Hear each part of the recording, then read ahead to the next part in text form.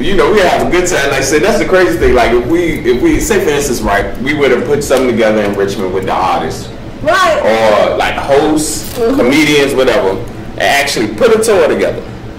Put the money up for like East Coast, whatever. It could be small. So fun though. And all of us like traveling together and man, document the whole thing and shit like that. We gonna do that. We got the scoop that you want and got the platform you need. You bought your passion, making it happen, showing you off in these streets. It's the talk of the streets. Street talk for the streets. It's the talk of the streets. Street talk for the streets. Empowering communities, encouraging to do your thing. You bought your purpose, make it worth it. Faith's the only thing you need. It's the talk of the streets. Street talk for the streets. It's the talk of the streets.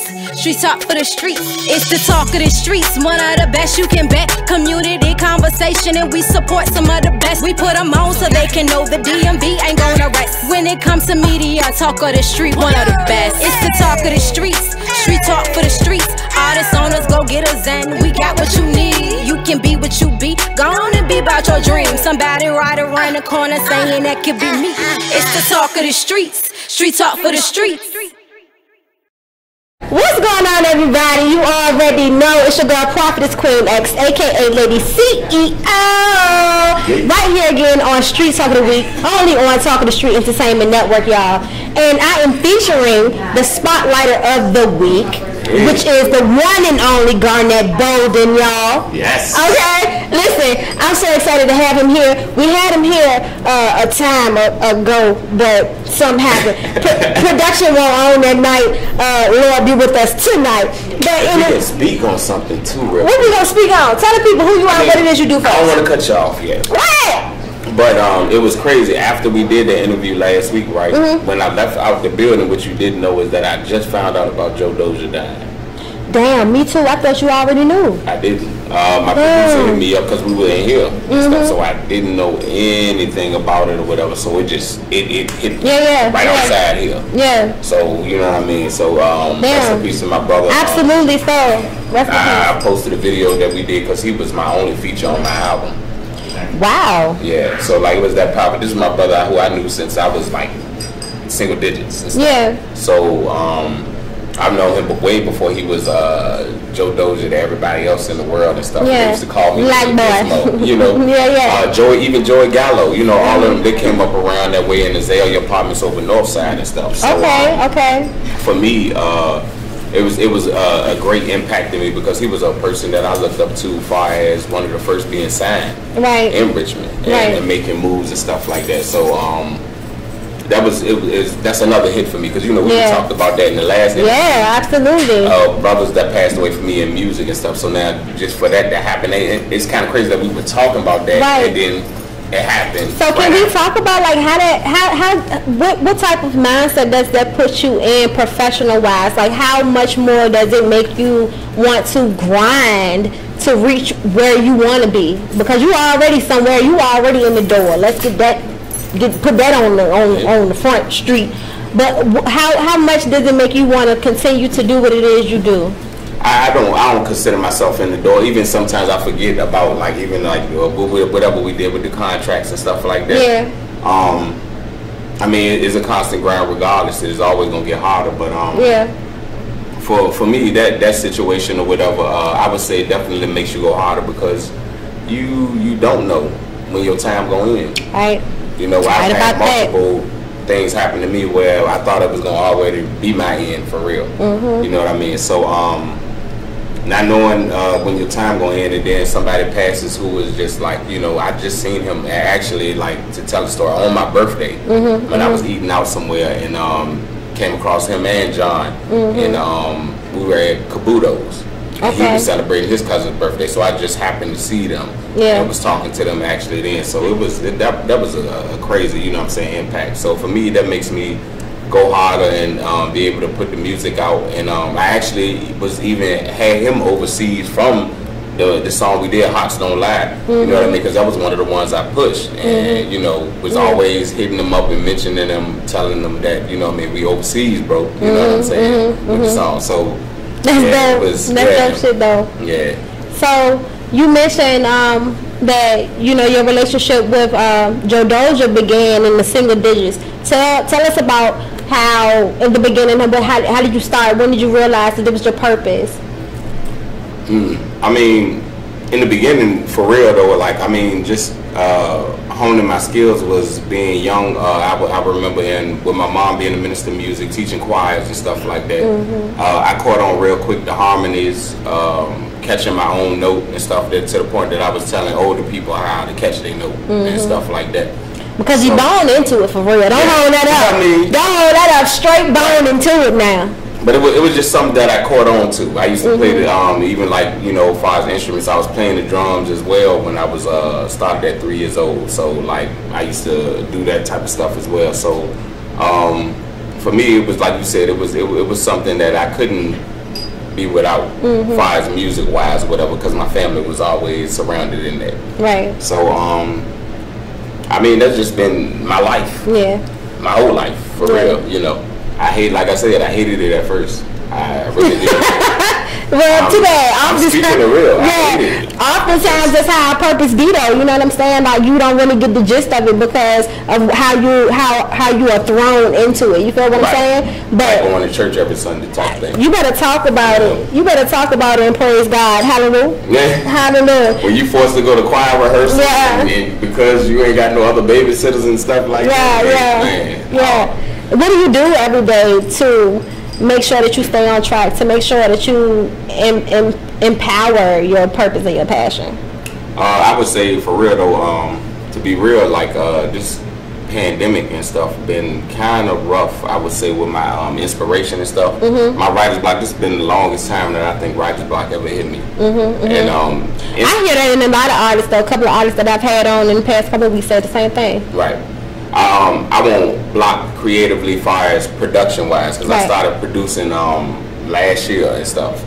So I always had ideas with that because I'm a drummer, percussionist and stuff like that. So that stuff always come natural since the beginning. But writing lyrics, I'm a person that's truly inspired by different stuff or whatever, and my lyrics be like I said, I write like super fly stuff, make sure that it's trendy, but at the same time it's true to me. So it's been hard to catch that vibe. You know what I'm saying? Because I haven't been experiencing life as we knew. That's right. You know what I'm it saying? Makes sense. Right. It makes sense. For me, I'm a true like inspiration type person. So for me, like to catch it back, because I just caught it back like maybe a couple days ago. Okay. Yeah. Look, writer's bug. Okay, yeah. But that actually just spurred me flow. I knew that song or whatever. Once you finally hear it, is I definitely already named it. It's called Peaches in the Noon. Okay. Super crazy, but sound like it. Yeah, exactly. Sounds really deep. Yeah, it's real dope and stuff. I'm doing more so rapping and stuff in there now because I find that I'm dope with that too, and my lyricism in that too. So you gotta get out of here. Oh yeah. Hold on, because you mentioned the last time that you played a few instruments, and we didn't really get into that. Tell me about all of your artist abilities. So play the drums, play the percussion like bongos, you know, all that type of stuff. Yeah, you know, that's beat my hands up a lot of times doing that stuff. Taught myself how to play the acoustic. Piano, I wouldn't say like I'm an expert, but like I can find my way on it because I just know sound. I don't know how to read music. Makes sense. Okay. I played the trumpet when I was in middle school and stuff like that. Lost my armature because I haven't played in so long, but I still have my trumpet, which I really want to get back to. Armature. Yeah, a lot of people don't know that terminology. Excuse me. You know what I mean? He lost his armature. Yes. That's right. You got to build your lip muscles up real strong to actually play those instruments and stuff like that. So it's not a game. Shout out to Prince Trombone. Out here in these streets, y'all, he be playing that thing. Okay, listen. What's your favorite? Drums. Okay. For sure. Were you in a band? Not in the band. I was never in not like a street band or even in the band in school. I was never playing the drums, which is pretty crazy to me when I thought about it, because I can remember being in class and be like, you love the drums, why didn't your dumb ass get a fucking snare and play the drums? And I was like, you know, but I had the trumpet in my hand, so but at the same time I guess it was meant to be or whatever for me playing the trumpet and stuff like that, because I did good in that as well. I excelled in that. Yeah. Yeah. Well, tell us a little bit about growing up here in Richmond, Virginia. Richmond, in these streets, y'all. So talk the streets. If I can remember, when I was young, a baby, well, my mom told me, we grew up a block over from Fairfield Court. Okay. Peter Paul. Okay. Shout out to church here. Yeah, my mom had a one-story house over there with my father. I remember she told me too, I used to like do this crazy thing when I would sleep, like beat my head against the pillow and rock my crib out into the hallway. And I used to have to push it back in the room. Determined much? Right. Okay. So from there, I remember she told me we lived in Newbridge and stuff when we were young. My whole experience, I wouldn't say, I had a lot of bad experiences, which is in depth before I even reached teenage, not even double digits. Okay. So a lot of my stuff started off in a lot of turmoil, I would say. Yeah. And that's me coming to terms with it at my old age. Right. You know what I'm saying? So I had good moments. Yeah. Can't lie about that. You know what I'm saying? Not trying to be dark about stuff, but I had a lot of bad stuff happen too. Yeah. So. What would Garnett now say to 9-year-old Garnett?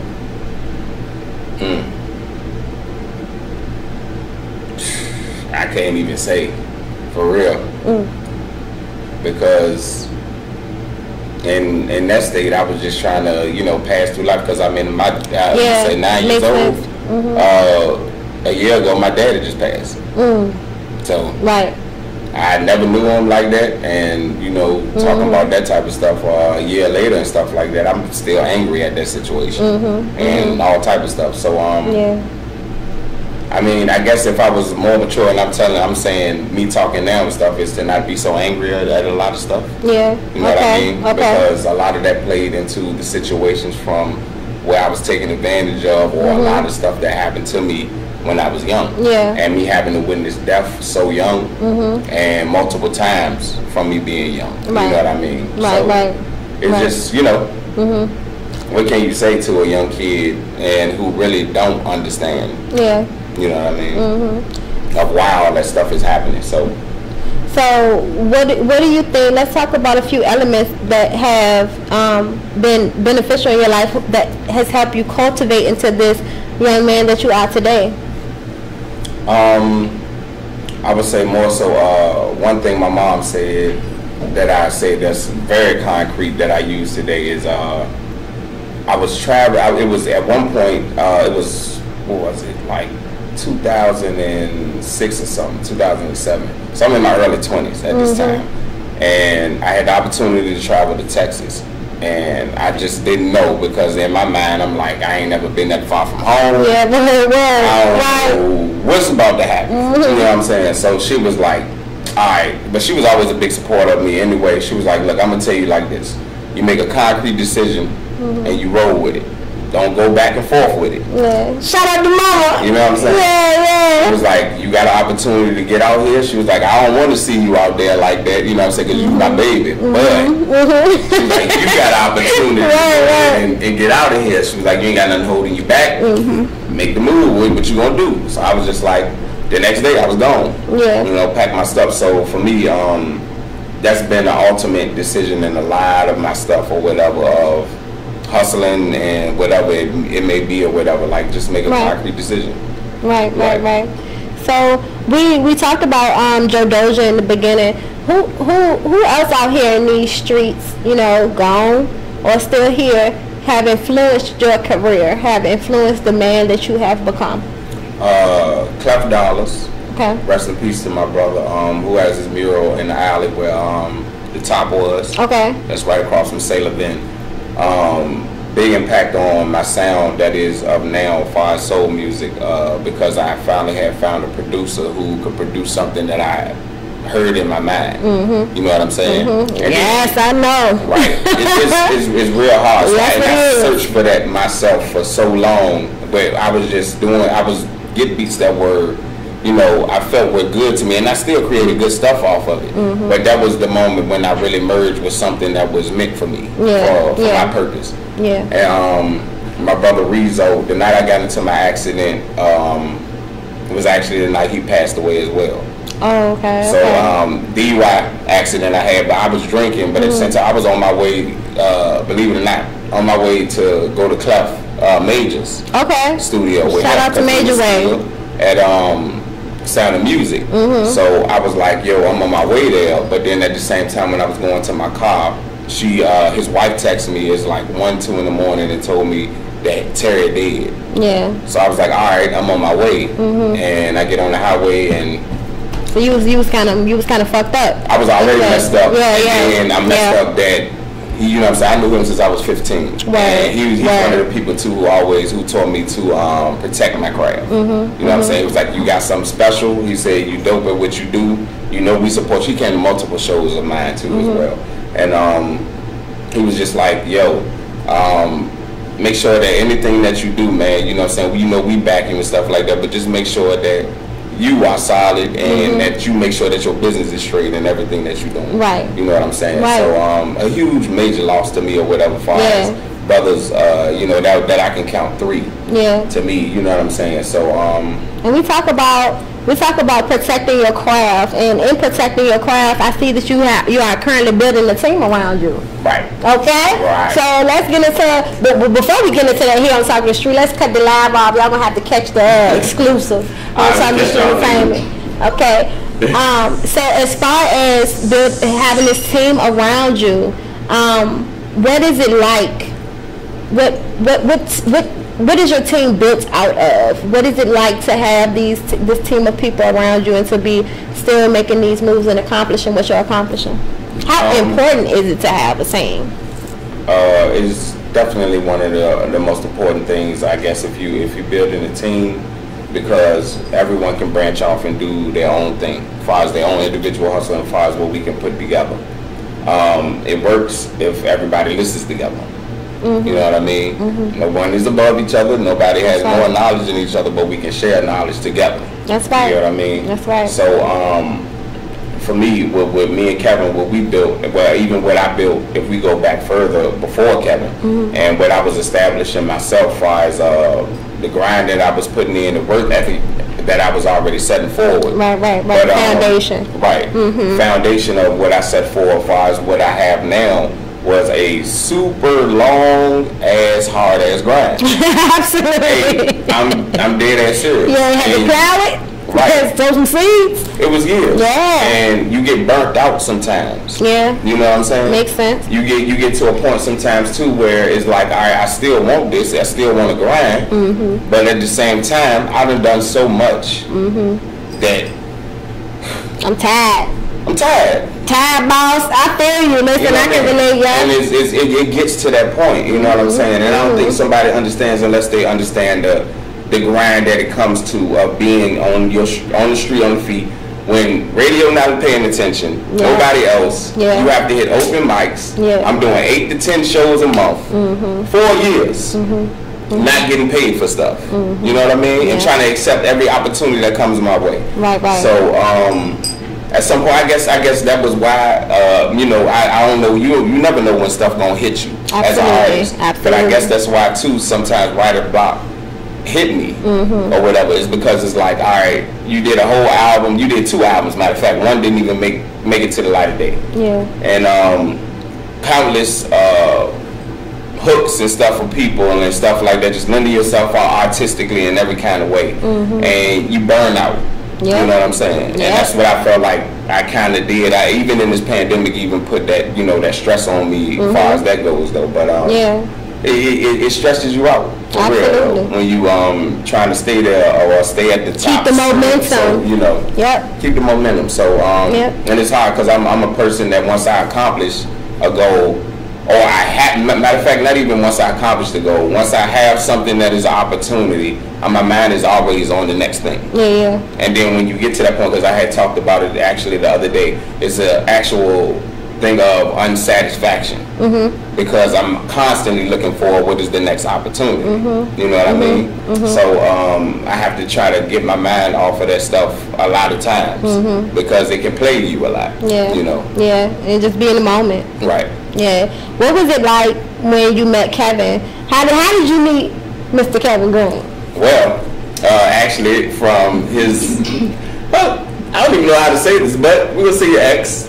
And she's still our people. Shout out to her. Much love to her. But she was like, hey, I got to get a CD. Yeah. I got to get a CD. And it was one day I had went to my favorite spot, Addis, Ethiopian. Okay. And they happened to be in there, and I got the CD, and Kev was in there and stuff. I don't think, did we actually talk that night about that, the management thing or nothing? No. I don't think we did that night. Yeah. I think the night we did was the show I did at the top. No. When you had your cousin. You mentioned it. You said, I mentioned it that night. I was still involved with Prince. Right. Okay. Was it that night though? He mentioned it. But then we really talked about it when we got with Tyrone Court. When we went to New York? No, when we met him out there at the thing on Broad Street. As y'all can see, they have some adventures together, and we gonna get Mr. Kevin Green on here too. Oh yeah, when we did the wing spot on Broad Street. What's the wing spot? Always in the Broad. Not the top. I know what you're talking about. Broad Street. All the way on Broad. I forgot the wing spot, man. Dang, why I can't remember the wing spot? Everybody go there to eat the wing. New York Fried Chicken? No. New York Fried Chicken. No, we're talking about New York Fried Chicken. Like a predominant brand. Yeah. Like everybody go to. Dang, why can't I remember? It's like right there. It's a restaurant all the way down in the Broad with car dealers at. What's the wing spot? The wing spot. That's what we do me. Dang, but we met him up there, and I remember that. We met though. It was before then, though, man. I've been asked you about management before, and they had you asked me, but I was doing something else. My mind wasn't on. But okay. We walked outside. You said, "Yo, man, why don't you go ahead and manage? What you want?" I said, "I don't want nothing. Let's just do it." You said, "Yeah." That's dope. Oh shit! Well. Yeah, that's how it happened. So how has that been? Like I see that your team is also growing. You got Kayla Joy, and then we feature Kayla Joy too. The interview is coming up, you guys. This week, correct? The week before, y'all getting there some other time, but you feel me? Yeah, right. Well, we had Kayla Joy on, you guys, and I know that she has recently joined the team as well. Right. So it's been about 4 or 5 months. Okay. Yes. Yeah. And also, you guys have gotten signed. Yeah, signed to Pilgrim. Let's talk about Pilgrim Records. How was that for you guys? When I seen it, I was like, look at those black people right there. Okay? Yeah, it was actually great. We got together, revised the contracts and stuff like that, made it possible for a good contract for a lot of people. Yeah. Okay. We still hold a lot of our rights in our contracts, and as far as our music, we're still able to do our own thing outside of it. And that's beautiful. Yeah, and I think that the contracts are a good position for what we stand at, and the standpoint of, especially being in the beginning of it, of artists and stuff. It's not a thing like we're exclusively signed to them to where we can't make any moves. That's right. Right, because you still got to be able to do your own hustle, and if you sign to a label and they're putting you on the backlog to where you can't move without us, pretty much, then you are in a shitty situation. Absolutely. Yeah. So how did that feel for you? For me, it would have felt better if I would have made it in my 20s. You know, when you have that fresh dream idea, but the thoughts of grandeur. But now for me, it's not like that. You know what I'm saying? You're in a different mindset and stuff like that. So for me, it's kind of so like just keep doing what I'm doing. I'm not super overly excited until something happens, because we've had a lot of promises down the road. Got you. That makes sense. Yeah, that makes sense. So when you have a mindset that's just like, all right, let's see what you do first. Right. You know what I mean? More so than just, I'm so excited to be in this and let's just make this happen. And no. I wish more artists, if you don't take anything from this artist out there watching, take this mindset right here. Especially, I think that that's so important. Yeah. You know, what do you do to hold yourself accountable? What is self-discipline like for you? How do you mentioned a couple of times how, you've gotten writer's block, or you've lost the momentum for a minute. How do you get yourself back into the swing of things? Creatively being into something else. Because sometimes you have to, whatever I was creative in, that was more dominant in my life. Then sometimes you may have to switch gears and be creative in something else. Gotcha. Until that comes back. Gotcha. So for me, it was production. Yeah. So even though I couldn't write like I wanted to, production was always there for me to do beats and stuff because that just was something natural to me. But you know, as far as getting the beat machine and doing all that stuff and being able to create like that, still kept the creative juices flowing. So I knew it was only a matter of time before I was able to start back writing again how I was. Yeah. But you know, it's a frustrating thing. As far as a person who writes their own music to be in a writer's block. Yeah. It's very, very frustrating. So it just felt like nothing was coming to me naturally. Yeah. And I'm not a person that's gonna force nothing as far as when it comes to that. That's why you're supposed to be. What is something that you can tell a young artist out here that is in a position to, you know, strive for what you're striving for? What is some advice that you can give them? First thing I would say is find your sound. Okay. Know who you are in your music. You know what I'm saying? And when you find your sound, don't be stagnant. Don't think that is your sound purely of just what you should be doing off that sound. You should be switching it up. You should be trying to be versatile in every kind of way. Right. You know what I'm saying? Right. So when you do that, it makes it easier as far as anybody who comes to you as an artist or wants to do a collab with you and stuff, that you can be able to maneuver through those avenues with anybody. So where you can do a song with Maroon 5 or Adam Levine on down to Snoop Dogg or somebody like that. Yeah, you know what I'm saying? To be able to be versatile in your verse, in your voice. My thing is also too, production is one of the most important things that you could find as far as your sound as well. Yeah. If you don't have nobody that you're clicking with, that's chemistry wise and stuff like that, who's making the type of production that you actually need and that you want, it's a whole thing or whatever. As far as you going forward as a better artist, you know what I mean? So who your favorite producer out here? Give us the top 3.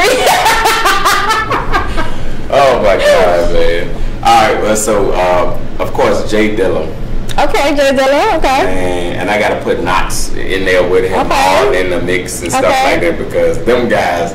If you go back, I'm talking about hours and hours worth of work that these dudes put in, like phenomenal soul stuff and just like hip hop wise anyway. Like, man, just intoxicating far as the beats that they made. My brother Dolomite, definitely got to mention him. And Tim White. Tim White as well. These dudes, man, they make some crazy stuff, man, and it definitely inspired me to be producing today. Okay. As far as the sound that they made and stuff like that, and seeing that it's capable to be able to do that type of stuff. So you producing too? Yeah, that's what I was saying. Jack of all trades, master of a whole lot of them. Whole lot of them. Okay. So I had, for me, I was actually telling Kayla about this. So it's a whole different thing when you buy a beat or you get a beat from somebody. It's already structured how it is, and you have to write your song around that, conform to that beat.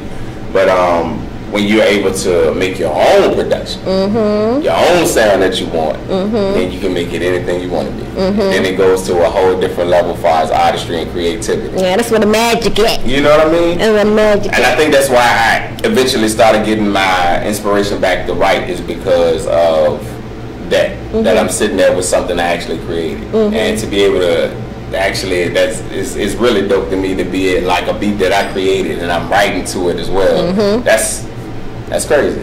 You know what I mean? So absolutely. Yeah. So how do you want to be remembered when it's all said and done? How you want to be remembered? I fucked up a lot in life. I would say that.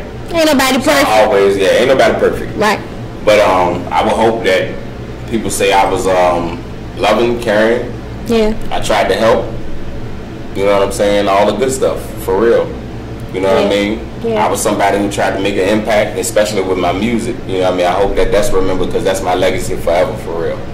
So I don't got no kids. Yeah. Not yet. That's right. I don't know. I may die without none. Who knows what my life story is? I don't know. Hey, we don't know what the life story is beyond that. That's right. who knows? Yeah. And whatever I leave behind, I know music is a legacy that'll still be there. Absolutely, absolutely. Okay. And now, is where you are? You producing? You are still creating? You have these faucets that you're currently operating in. Is this all that you are introducing into the brand of Garnett Boldin? No. We actually got real estate down the pipeline. Okay. Yeah. So whether it's buying lots, buying a little small duplex, you know, we got to start off small, right. Or what we can see about fixing up a house and flipping it and stuff like that. But we definitely want to move into that market. Okay. That's one of the immediate future ones that we're trying to do. Stocks and bonds already been for me and stuff like that. Definitely need to get back into it more, but I'm already invested in like 18, 20 companies and stuff. Okay, so, that's dope. Yeah. Boss so I got a portfolio already started. Yeah. But it could definitely be better. Okay. Yeah. Okay, that's dope. All right. Now, is there like you had a project coming up or anywhere that you're going to be featured at? For right now, the next album that we're working on is Find the Message. Find the Message? Yeah. Okay. So if you've seen Find the Message, actually I did, we did Erykah Badu's Didn't You Know? No, you did? Yeah. Oh, you gotta go see the video and everything. Oh my God. We're gonna have it right after this interview. Man, that jump, man, crazy. So I was inspired to do that song actually too. I just happened to hear it on YouTube and I wrote to it in like 15 minutes. Wow. It just came out of me, just pour it out. And I called Donald, I was like, yo, we got to do this. Yeah, he the best one for that. Yeah. Like he be doing up in there. Okay. So we made that happen. But the next one that I'm gonna do is called Rehabilitated, which is deep into my life as far as situations I went through, like I was talking about in the beginning, about like stuff I've been through when I was young, mistakes I made, trying to make amends for that stuff. Okay. Because at the same time, even though you make mistakes, you gotta make amends for it. Absolutely. So it speaks on a lot of that stuff, and then it's triumph still at the end of it. You know what I mean? Because I still don't want to leave it in a bad place. But that's gonna be the next video we actually shoot, which is gonna be on a bridge. Okay. Me on the other side of the bridge. Yeah. Yeah, so it's gonna be crazy. Okay. So we were actually I'm for that. I'm for talking all about, like, it's gonna be a movie production that we actually trying to have. I told Kevin we probably gonna have to travel to get the vision of the bridge that I want. But definitely going on the other side of the bridge, on the edge of it. Okay. We're talking about rehabilitated, you can get the message of what it's actually talking about and how deep it is. You know what I mean? So y'all gotta stay connected for that. Man, it's gonna be great. Yeah. So I can't wait till we actually do that and get that off the ground. Okay. Yeah. I always like to ask the people who are sitting in these chairs, what is something that is on your mind, something that you've always wanted to say to somebody in a particular audience like this? Say it now. Fuck you. No, no. I told y'all he be in here cutting up. Hey, no. Okay. Shit. He meant it. I mean, shit. Some people. Yeah. In my life, man. I don't know, man. For real.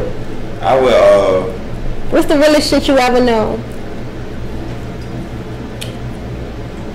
Shit is in me, not on me. Come on. You know what I'm saying? Yeah. Always been since I was young or whatever. So whatever you see from me and stuff like that, I've always been a genuine person. There's no change up, ain't no gimmick. I use my real name as my whatever stage name or whatever. So I can't be nobody but me. Yeah. You know what I'm saying? Yeah. So what you see is what you get. Whatever somebody don't like, I don't give a fuck. Yeah. If you got a problem, say it to me. We here. Yeah. Okay. And how can people, if people wanted to come and feature with you, work with your team, how can they get in contact with you? How can they set up that feature? You can always hit me up at Garnett Boldin. That's GarnettBoldin. You can hit my manager up as well at Kevin Green. That's KEVIN GREENE. Oh. No, yeah. Just the green. He wanted to make it fancy. I was about to. Green A. Right. as well, make sure y'all check out Kayla Joy, who was also Feature of the Month on Hot. Yes. RVA. Okay. This month. Yes. For the month of February. Yeah. And for the whole month of February. And she's also doing Yoshi's kids dance studio. And she'll be a facilitator there. So. She is good, y'all. So I was like, you honestly, that's so dope. She be helping young kids, right? Yes. And do all that stuff or whatever. So at the same time, that is dope. Whole team is in good situations, man, and making stuff happen, and that's what we were hoping for. You know what I mean? That's right. For not only just me, from the grind that I put in all these years to make the contacts and relationships that I made, the contacts and relationships she's already made, but for us to spread that around and be in a team or whatever is what it's supposed to be. Absolutely. So and God is making stuff possible, and He's actually making stuff happen. You better know it. You better know it. And I'm here to push the purpose. Where is that? Yeah. Where is that, him? Okay? So I'm just so honored to have you here. And this is natural for I ain't even gonna ask him. This is not his last time here on Street Talk of the Week, y'all. The whole team, and I'm definitely gonna get Mr. Kevin Green up here very, very soon. He keep on trying to run from it, but I'm gonna bring him to the spotlight. Hey, this will be his first interview too. Yes. Hey, so I'm definitely gonna be here. I'm gonna get you drunk. We'll get fucked up. Please, after the interview, please. Yeah, after the interview. Okay. But we'll get tipsy before the interview. Okay. I can't wait for that one. We're gonna definitely have him on the interview. Yes, sir. I'm honored. It's an honor. It's an honor to have you here. It's an honor to have Kayla Joy. It's an honor to have Kevin Green in the room. You guys do something for me. You do it for me. They do it for me. Yeah. You know, I can just feel. I can feel the energy, the organic energy from all of you guys, and that's what I appreciate. I appreciate that. That's what we try to be. I spoke about, I guess, you know, when we talked before. Whatever transparency. We definitely don't cut stuff or whatever. Not even with each other as well. That's right. So, being real is part of it. I don't even like to use that word. Being real, transparency. Because so many people say they're real and stuff like that or whatever. So, we just that's the only way that we can be within this team, whatever, you know what I mean. So that's the only way possible. The only way you can be on Street Talk is we, right? Because I don't want none of that other stuff. Okay. But definitely. So let the people know one more time how they can connect with you and follow you. Stay connected. Alright, make sure y'all follow me. It's Garnett Boldin, GarnettBoldin. That's everywhere that you can search. My music is on all digital platforms. Go check out the album that I have now and all the videos on YouTube. And we got some more stuff coming for you. It's supposed to be this year as far as the next album coming out. Okay. So, yeah, and more production from me too. I will be exposing like the production that I've been doing and getting some clients for that as well. Okay. Y'all better stay connected. I might roll up in that studio, catch them doing something. Hey. You know? Hey. Listen, this has been Street Talk of the Week, y'all, right here on Talk of the Street Entertainment Network with your girl, Prophetess Queen X, a.k.a. Lady CEO.